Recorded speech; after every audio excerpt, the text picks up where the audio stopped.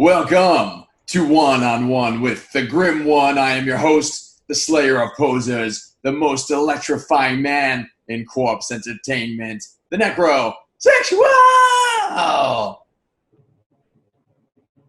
And what's up, baby? Joining us today, our guest, we have Amy Lee Carlson from Solicitor. Ooh.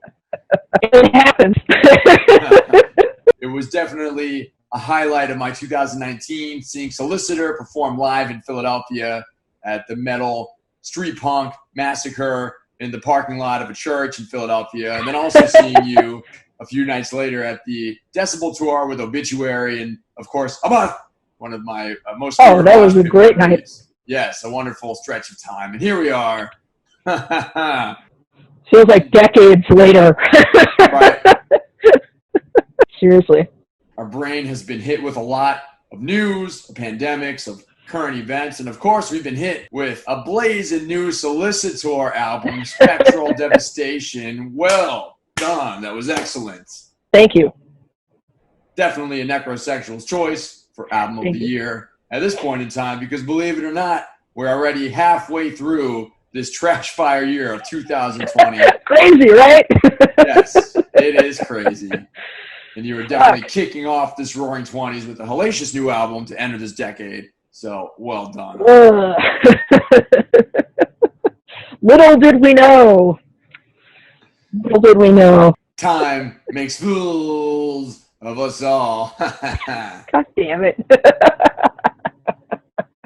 Which is why we have this wonderful transmission called One on One with the Grim One for each week. My special guest selects one record that holds a dear place in their blackened hearts. So tell me, Amy, what record have you selected to speak about? The Years of Decay from Overkill. 1989 was a good year for thrash metal and heavy metal. Possibly almost the death of heavy metal. Almost. The 90s, of course, were awful. So maybe it was a foreshadowing of what was to come. But no, that's my go-to album to get fucking pumped. You know, when I'm not feeling good, when I'm feeling good, when I'm just wanting to fucking get myself over that edge. That's the album I turn to. Bursting at the seams with aggression, and Overkill joins another flock of East Coast, New York, New Jersey thrash metal legends like Nuclear Assault, oh yeah, Anthrax, Brutal Truth. The list goes on and on. Blessed Death, a cult band. I always love Blessed Death. Killer Be Killed. Good shit right there. Yes, and I think that there's something about the East Coast and the New York, New Jersey area, or Philadelphia for that matter too. People are a little bit worn down by life. They're a little bit short-fused. And I think that blue-collar fuck you attitude is especially something you can hear in the music of Overkill and on that record in particular. Oh, yeah, for sure. I mean, fuck. I think I Hate You is the third track on that record, if I'm not mistaken. I think. Yeah, it sounds about right. And if that doesn't sum it up right then and there, then maybe you should listen to a different record. I mean, fuck, man. The attitude is just, like you said, it's bursting at the seams. It's just pure attitude, the entire album. But I will say, my favorite track has got to be Skull Crusher, which stands out because it's kind of got that, fuck, I don't even know what they're tuned to on that album, but it's just so dirty and grimy sounding, and it's got that almost doomy, bluesy atmosphere to it. It's just like, like you just feel like you're being ground into the dirt when you listen to that riff, you know, which is perfect for that song. Yes, an aptly titled song, The Skull Crusher. Yep. Crush your skull and your soul with those riffs. And I think on that record as well, and thank you, Amy, for suggesting this record, because I was definitely overdue to give Overkill another proper listen. not only is it super moshable and super groovy, but it showcases their versatility on the song Years of Decay. That's so much more grandiose, acoustic, almost like Metallica style ballad, I dare say, but a ballad that rocks and doesn't suck. Yeah. And same thing, Who Tends the Fire? It's a bit more progressive, but still. Who tends the fire? I think you hit the nail on the head there with it's an excellent showcase of their versatility as a band. I mean, they formed in 1980? So at that point, they'd been around almost a decade, and they really knew what they were doing at that point for sure. And you know, I gotta say, I even up to last year's release, there were some really solid tracks on that release. So here's this career spanning almost 40 years, and it's solid release after solid release after solid release. They've proven what they can do time and time again. Their live shows are fucking top-notch. I think I've missed them once in the last 15 years they've come to the Northwest. And, I mean, fuck, man. Like, they just deliver every single time. Every time. Sounds like the stuff Heavy Metal Hard-On. Oh, dude. It was great. Or it Heavy was Metal Moisture. So what makes the Years of Decay the creme de la creme for you? Again, I'm going to repeat what we both said earlier. Is it's the versatility on that album. It's the fact that yes, they are a thrash band, but they can groove and they can rock and they can still bring that attitude through these different ideas and these different themes, right? And I feel like the album of all albums, for me personally, and who knows how much shit I'll get for this, I don't give a fuck. But for me personally, it's peak Overkill. So take me back, Amy. Do you remember the first time you listened to that record? I was probably 18 or 19 when I first heard that record. Because I started off listening to old punk rock and folk music and a lot of protest music and stuff like that, like real, you know, anarcho-revolutionary type peace punk shit. And I got tired of that. Just because as you get older, you grow and your tastes change. And I was looking for something that had more attitude and expressed the apathy and the just overall frustration that I felt around me at the time. And which is funny because a lot of punk is pretty fucking apathetic. But I needed something that was just more to the point. And there was just something about thrash metal and heavy metal in general that did that for me. And the longer and more involved I've been in and become in the scene and in heavy metal music in general, it hammers at home. And so that album, I think, was definitely a turning point for me in my late teens and early 20s when I was kind of figuring out what I wanted and what I stood for and kind of what I really connected to. And to this day, it embodies that aggression and that visceral reaction to outside forces and controlling behaviors and all those things, you know, like you just can't let anything get you down, right? And you're railing against it and you're pissed and you just want to see it all gone. And I could go off and rant for hours, I'm sure, but that was definitely what that album meant to me at that time, and it still means that to me in some ways now. Were they your first heavy metal band? No.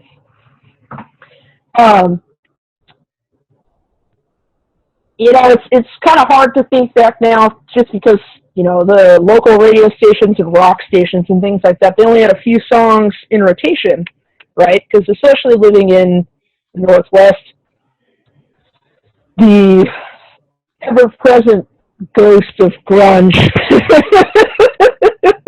and the 90s era of rock music will, it follows you like a cursed shadow wherever you go. I swear, every fucking bar we played on tour, there was either an Alice in Chains song or some fucking Nirvana on the jukebox the moment we walked in the door. You can't get away from it. You can't escape it at all. But to answer your question, it's probably it's got to be either Judas Priest or Dio, somewhere in there, because the radio would occasionally play Painkiller at night. This is the station, some of the stations here in Seattle or Portland, but Seattle mostly, where I grew up. So it was either Painkiller or like Breaking the Law, or maybe Heaven and Hell, or Rainbow in the Dark. Those are like the 4 songs that were in heavy rotation at the time. So it's got to be one of those guys. And that is an excellent personal compass for heavy metal to get started right there. I mean, if that's where you're going to start, that's where you should start. Yeah, the 4 of the mega voices. Yeah, the 4 universal compounds, the basic elements of heavy metal. Oh, yeah. So I assume that you're not super into grunge based on what you just said. No. Not at all. I've tried to appreciate the roots of the underground scene in Seattle, because grunge started as an underground fringe thing. It was a pushback against glam rock and the mega forces that were these huge labels in the 80s, and it started out as this just underground stripped down thing, and as it gained popularity and these bands started playing on MTV showcases and videos started coming out, that, I mean, fuck. Nirvana, Alice in Chains, Pearl Jam, Soundgarden, even like Candlebox and Silverchair and those bands, I mean, they changed the face of hard rock music for that decade, right? There are countless numbers of bands that were influenced by them or tried to imitate them, or just all these different elements that were taken from what they had to do. And so it's interesting to acknowledge that and understand that that's the cultural history of your city. But do I care for it? No. Yeah. Absolutely not. Are you more on the team glam side of things? I love me some glam metal, not gonna lie. The Image, yes. It's good party music if you want to get down. You certainly know how to command a captivating persona on stage, as well as with your business pursuits and making armor and jewelry. So tell me, who are some of your favorite visual inspirations in heavy metal? Obviously, Rob Halford. Obviously, Rob Halford. I'd also have to say Doro. Doro Pesh has some impeccable style. Kiss, I have to give it up for those guys. They had an image, they had a marketing plan, they knew what the hell they were doing. Gene Simmons could fuck off into eternity. However, they knew what the fuck they were doing, they still know what the fuck they're doing. And it's, as far as old schoolers go, you know, look at King Diamond, Merciful Fate, and his persona. Look at, oh gosh, who else am I thinking of? I mean, the list goes on, right? As far as contemporary folks, and folks that we know, or you and I might know, or maybe you've heard of, the only real person that comes to mind, okay, there's two people that come to mind contemporarily. Stacey Savage and her stage persona, and April from Soul Grinder, based here in Portland. She also goes by Pearls, or you can find her on Instagram. She's got an old artist page and everything. She does like crazy neon corpse paint and like huge green mullet hair and dressed in bondage gear and fucking playing she plays bass in her band, and just super disgusting, brutal, thrashing death. I love it. Yeah, she sounds like a gremlin. And Necrosexual is a and big looks fan. like a gremlin. Yeah, big fan of Prilzor. We talked long distance on some live sessions that predated this new quarantine series, and we also might not have worked on a little long distance musical project that you might see soon. Yeah. Excellent. Yeah. You got a good thing going on in the Pacific Northwest. I'm a little bit jealous, but there's also a hell of a scene out here in the East Coast. So either way, we're blessed with the brutality, baby. Absolutely. No, but to continue a little bit more on that theme, it's like it's important to not only be a talented musician and a talented performer and write riffs and lyrics and perform to the best of your abilities, right? Those are important. Incredibly important. We wouldn't be here at all if it wasn't for that, right? But if you don't look how you sound, and if you don't carry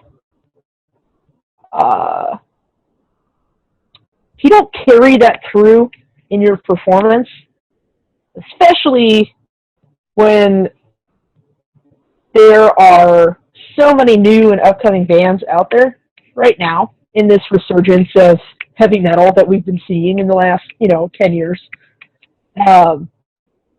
you have to really think about, and I hate this word, I hate gimmick, because I don't want to be associated with a gimmick in any way, but you have to think about what is going to stick in people's minds. What are they going to think if they just see a photo of you online? If someone is at your show and they've never seen you before, and they post a picture of you on their timeline or on their Instagram or whatever the fuck, and none of their friends have any idea who you are, but you look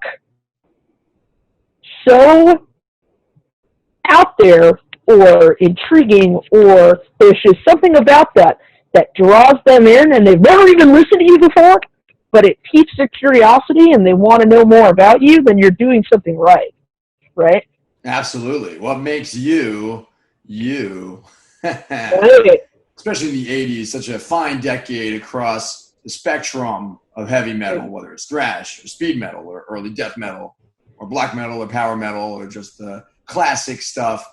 There are so many different bands, and they all sounded different from each other. And I think sometimes these days there's a lot of bands, and their style can sort of be comprised of the bands that they sound like instead of their own sound. And so I think you guys are heading in the right direction. You're already in the right direction. You have a wonderful sound.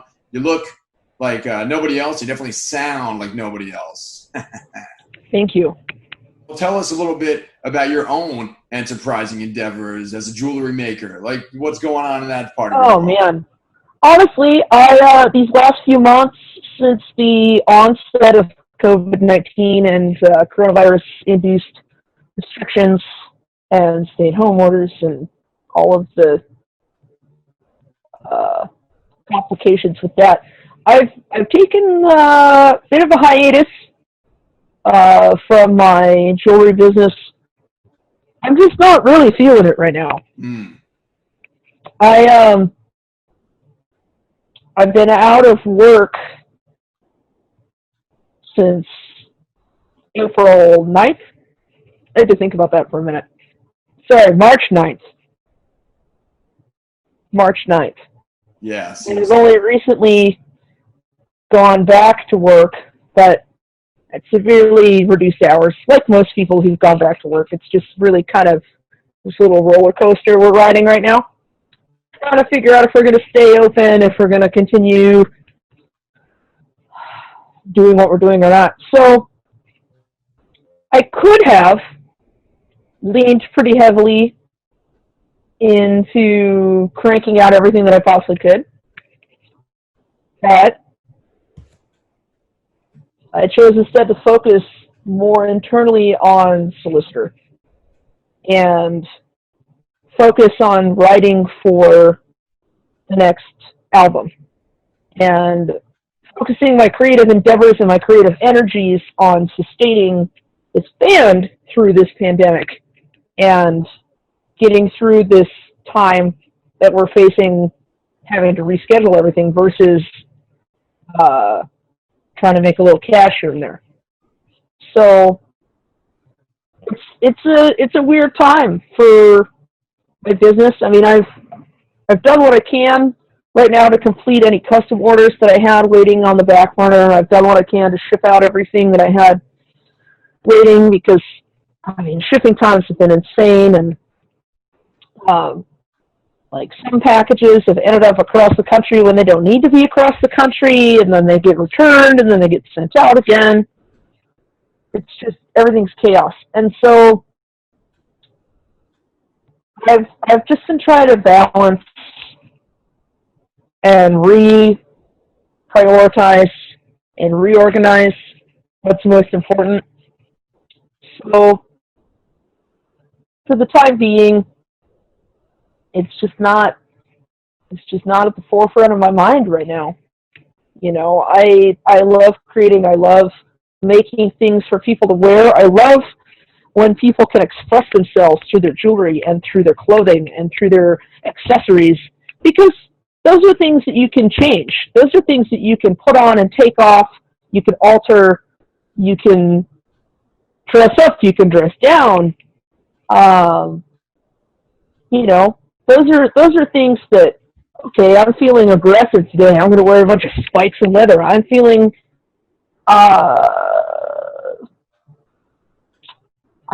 a little, you know, down today. I'm just going to wear all black. Like, right? Maybe those are stereotypical things to say, but it's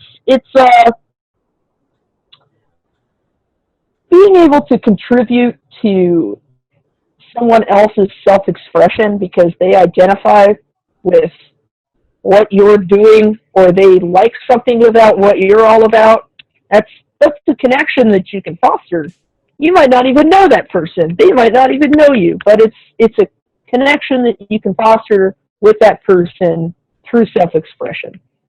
Yes, I applaud you for making the commitment to focus your creative fires on what's really important, music of Solicitor, and what a worthy cause that is. So tell me about the creative process that went into your most recent album, because you guys definitely birthed a gem in the heavy metal stratosphere for 2020 and beyond. It's crazy that people say that because we had no idea what to expect.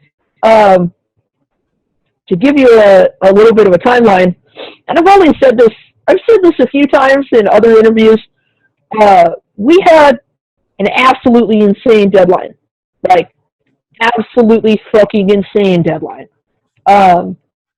We got together, we started as a band in November of 2018, and we put out a 2-song demo in February of 2019.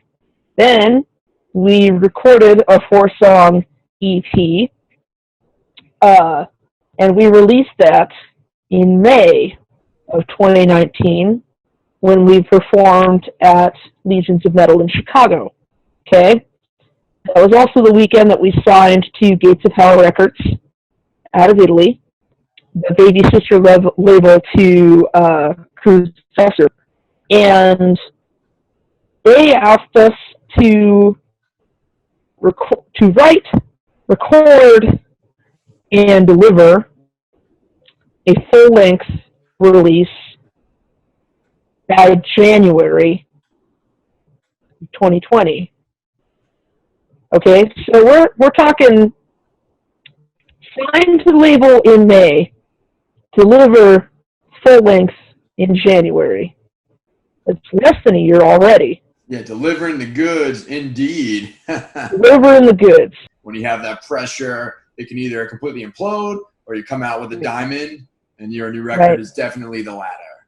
Oh, fuck. Thank you. No, seriously, man, it was down the wire. We almost didn't make the deadline. And part of the rush was, of course, we wanted to have the album finished, ready to release in time for our performance at Keep It True Festival in Germany, which never happened. Thank you, COVID-19. It will happen next year. Fingers crossed.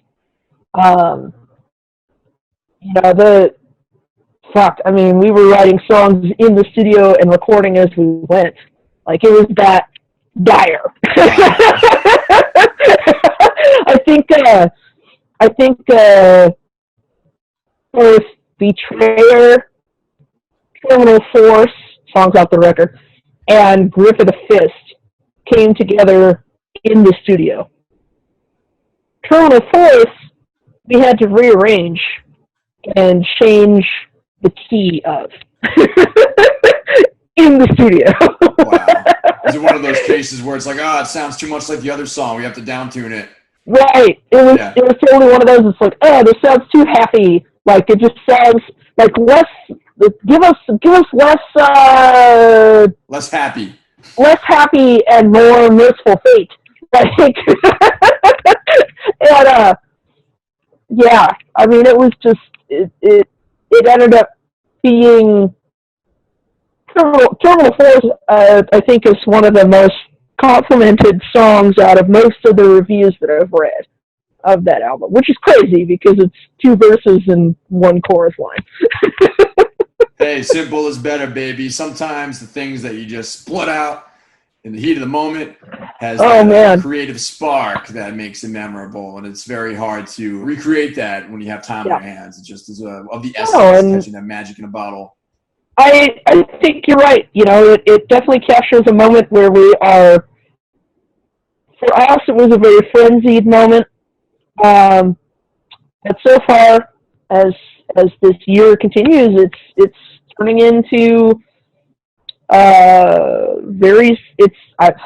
It's apparent that it's a very solid release, and to say that I'm not proud of it would be an absolute fucking lie. Of course, I'm proud of it. It's like the fact that it came together the way that it did, the fact that we performed the way that we did. We pushed ourselves to our fucking literal limits. We almost killed each other. Like, our label was so patient with all of our, like, crazy last-minute bullshit. I think it really came together in a way that we had no control over. And there's something to be said for that. Do we want to do that again? Absolutely not. Do I recommend that to anyone? Fuck no. Like, I almost gave myself a fucking aneurysm writing that record, okay? And so did my bandmates. Like, so hopefully this next time around we can give ourselves a little more time. Not like we have a choice right now. I mean, we have all the time in the world, right? Whether we like it or not. But we're hoping to give ourselves a little more time, a little more thought. Now that we've done what we set out to do, and we proved, okay, we can play this way, we can write this way, we can give a song this sound, we can give a song that sound. Like, there's not a single song on that album that sounds anything like the song before or after it, right? And it's not intentional. We literally had no idea what the fuck we were doing, but now we know what we can do. And I think that's going to be a pretty good stepping stone towards the next record. What's your favorite song on Spectral Devastation? That's actually a really tough question. Not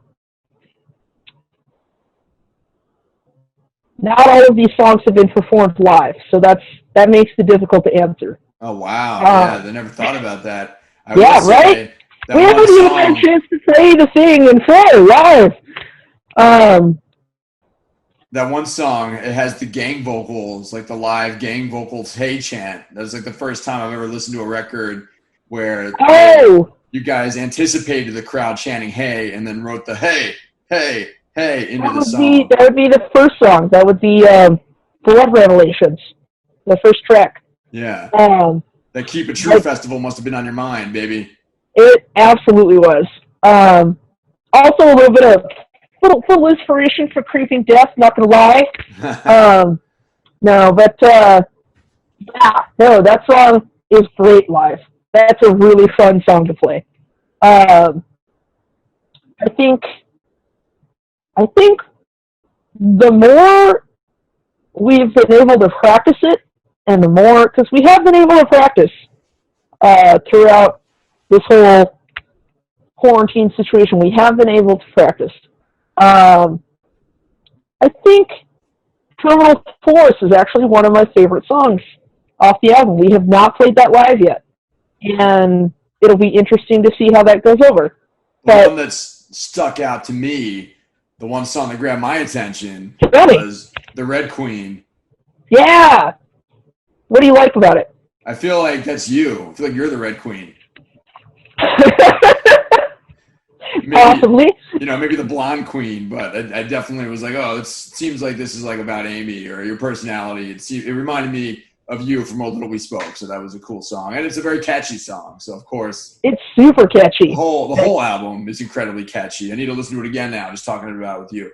But, it's a very fun song and a very fun, catchy, get wasted and bang your fist type of record from start to finish. I think I am going to follow that question up there. I think my second favorite song off the record is the last track, The Grip of the Fist. Yeah. That's easily the heaviest song on the record. It's got that kind of like, I don't want to say... Me, it reminded me a lot of Testament, and then you had some blast beats in there too. Yeah, people are kind of thrown off by the blast beats, which I think is really interesting. Maybe because, I don't know, maybe a lot of bands that are currently coming out sound too much like each other. I don't know what it is, but people are thrown off by the blast beats, and I think that's hilarious, and I think it's fucking great. Yeah. Because there's not much to that song lyrically. It's talking about, I don't know. I wrote it in the studio. I don't even know what the hell I was talking about. Like, I was thinking about Dungeons and Dragons. Like, it's always a good place to start if you're out of ideas. Drink from the chalice of malice. Like, what? Feel yourself change from within. Enter the forbidden palace. I've definitely said something about the phallus of malice, so I feel like we have some twisted minds. From the altar of sin. Like, what? And that's the beauty about metal. It doesn't need to make sense. It just has to sound cool. If it sounds cool. It doesn't need to make sense. It needs to sound cool. It needs to feel right. And needs to go all night. That's another thing that the Melvins perfected, the art of. We're going to talk about sludge or proto-grunge for a second. If you ever read Melvin's lyrics, they're totally nonsense. It's no, it doesn't make any fucking sense at all. Yeah. Like, at all. And, there's something to that, though. There's something to writing in that, like, stream of consciousness kind of style, right? Where it's just words. Like, you're just blurting out words. Maybe they sound cool. Maybe they feel right. And that's it. And people can either look deeper into it or not. And there's something to be said about that we get really serious and philosophical for a minute. It's transcendental, right? Because it allows you to experience this almost subconscious, this subconscious level of thinking or even non-thinking. Let me get really woo-woo for a minute. Because music, no matter the style or genre, is going to evoke a feeling inside of you that you can't necessarily put into words. And when you're hearing this nonsense laid over it, these visuals enter your mindset, and it just takes you to a different place, man. So there's something to be said for fucking the Melvins and smoking a bunch of weed and zoning out for an hour and a half. It just puts you in a different place. Totally, man. And I think you hit it on the head before. If there's one silver lining or crappy consolation prize to this COVID-19 age, it's that we're all at home, whether we like it or not. We have a lot of time on our hands to really reflect inwardly and see what is really important to dedicate our time and effort to with however we can. And I think that will yield some excellent benefits for whatever musical endeavors or creative endeavors we have in the future, especially, because what else is there to do? Just sit at home and get inspired. So what I want to know is, what can we expect in the future with the new Solicitor that's in store? That's a really good question. Again, as I was kind of saying while I was talking about the jewelry business and stuff and how it's taken a backseat as far as my priorities and wanting to focus more on Solicitor, it's really important to, given all this extra time that we've suddenly found ourselves with, it's really important to focus your intentions. It's really important to put your energy in places you want to see grow. And the biggest, what's the word I'm looking for? It would have been really easy with all of this to say, fuck it. It would have been really easy, right? Because and I'm just speaking for Solicitor. I'm not going to get out there like I just did with the Melvin's question. Like, we were on track to do some really big things this year. We had some really big upcoming opportunities, and everything's been pushed back by at least a year, if not longer, right? We released this album in anticipation of performing it at Keep It True. And then touring Europe after. We were supposed to tour with Aggressive Perfector out of the UK. And we would have been on the road for like 3 weeks in Europe, and then we would have come back and we would have played Northwest Terror Fest in May. Sorry, it was scheduled for May. It's been postponed to June of next year. But so we were going to play Europe, tour Europe, come back, play this huge festival at home. Then we were going to head back out with Soul Grinder on our way to Pittsburgh for Metal Immortal Fest. And we were going to play Metal Immortal. It would have been Soul Grinder, Bewitcher, Exhumed, Midnight, Deceased, Sacred Few, us. I mean, it would have been cooler. And then we would have come back to the Northwest and then left. Well, we would have come back beginning of July. And then this weekend, we would have been preparing to tour Canada And so, sorry, I'm going to stretch my legs for a minute. And so in doing all those things, you know, who knows the amount of exposure we would have gotten, who knows the things we would have done and the people we would have met. So for all of that to suddenly be canceled and have zero control over those things, it would have been easy for a lot of people in our position to just say, you know what, this sucks. We put in all this hard work. What's the fucking point anymore? Like, fuck it, there's no future, or whatever. We are not those people.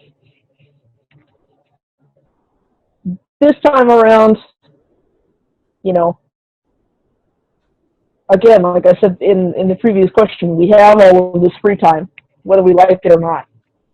And so we're taking the time, and my guitarist Matt and I, we talk about this a lot, both because of the lessons we learned in the writing of the first album, but also we want to put something together that not only showcases us, but is indicative of our sound. We've already proven, like I said before, we can do this. We can write a new wave of British heavy metal sounding song like that song Leather Streets. We can write something epic like Terminal Force or even The Red Queen.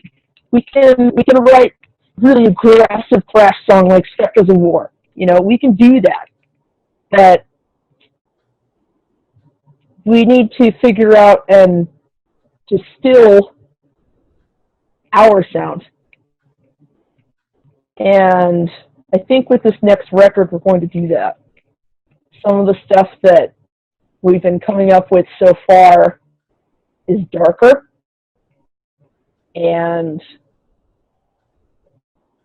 there will be some orchestrations, and to say it's going to have a certain theme, I don't know is quite the right descriptor here, because it's still pretty early on. But we're definitely trying to, and we're also very aware of the continuity of our sound, right? So we start with the EP. It's really dark and fast and aggressive. People love the EP, and it's great, and I love it. I love those songs, all four of those songs. We perform them live as often as we could. I was going to say can, but we can't perform live right now, so could. You know, and then, so I think there's going to be a measure of reaching back to that a little bit, but pushing forward, it's hard to say. It's hard to say until it's totally written, but we're trying to keep in mind that we don't want to lose focus of how much we care about this band. Well, I wish you all the luck of keeping your foot on the gas, pedal to the metal, so you come out fast and furious, all guns blazing with whatever your next record is. And Amy, what do you want to say to all the heavy metal hellraisers who are watching at home? Oh, fuck, man. Try to keep your fucking heads on. Just try. I know it's hard. This shit's fucking rough. Times are rough. Just, we gotta push through it, because at some point, it's gonna end. At some point, we're gonna find ourselves on the other side. I don't know when that's gonna be. You don't know when that's gonna be. All you can do is maintain, stay sane, be yourself, and stay true to it all, right? Like, just, you gotta just make it through this shit. And hopefully we'll all come out of this alive. What have you been listening to lately? Oh, man. That's a good question.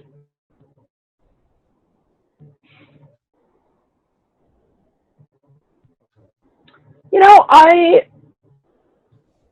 have been focusing a little bit more on singer-songwriter outlaw country. Yeah. I always return to one of my favorites. Townes Van Zandt is one of my favorite songwriters of all time. Also one of my favorite guitarists of all time. And there's something about his lyrics, and here we go again with some lyrics that don't make sense, right? He's one of those writers that can conjure up a visual, and in such a way, most of his songs are very sad, very sorrowful, full of regret and mourning and loss. Very depressing fucking songwriter. Drank himself to death. Died way too young.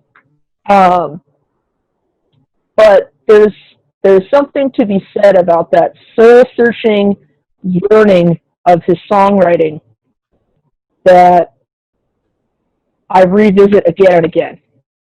So, Townes Van Zandt, Guy Clark, I heard Charlie Daniels passed away recently. Ooh. There's something about... Yes, Charles Daniels died on early July. Oh, shit. See? But, yeah, there's just, fuck. I mean, we lost a lot of folk singers this year. I mean, John Prine passed away. That was fucking crazy. And so I think also as a vocalist and as the, I'm the lyricist of my current band, songwriters that really hit home are important to me, and it doesn't matter what genre they are, right? Because if you can't evoke a feeling or evoke an image or tell a story of some kind, then why the fuck are you even trying? Well said, well said. Hey, Amy, thank you for going one-on-one with the Grim One. To all you perverts watching at home, make sure you listen to the new Solicitor album, Spectral Devastation, out on Gates of Hell Records. And Amy, hey, stay safe, stay heavy, baby. You too, man.